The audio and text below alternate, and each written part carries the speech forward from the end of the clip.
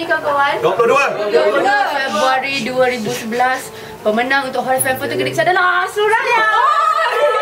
Ratu katanya. Gedik juga gila tadi.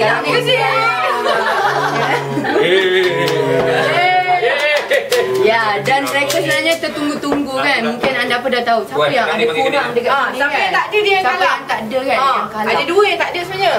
Suspense sikit ah. Siapa yang seorang? Abang brother tak ada. Brother tak ada. Adakah abang brother? Okey, jom kita nak pergi serbu dah. Orang yang kalah untuk Hot FM. Jom, mari. Jom mari.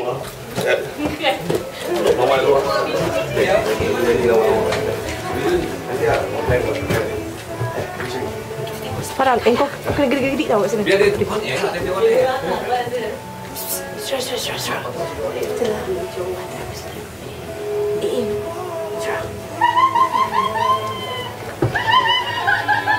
Yes! Dia tahu. Kita siut siapa.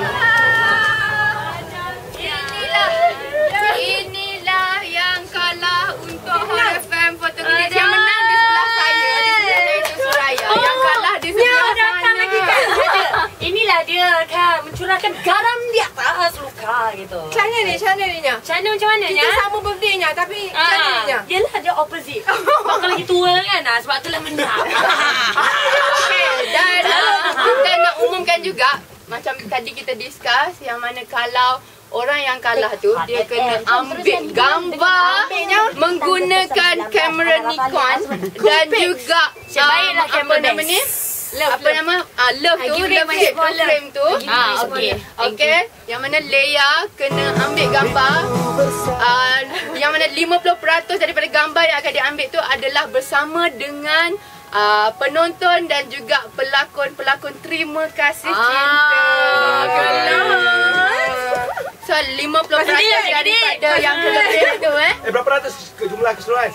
Berapa Suraya punya adalah 800 lebih. Yang kalah tu dirahsiakan. Tapi banyak tapi kurang lah daripada yang menang tu. Semua fight lah, semua fight. Tak jauh. Terima kasih Ji. Walaupun Gua atas dulu satu. kan.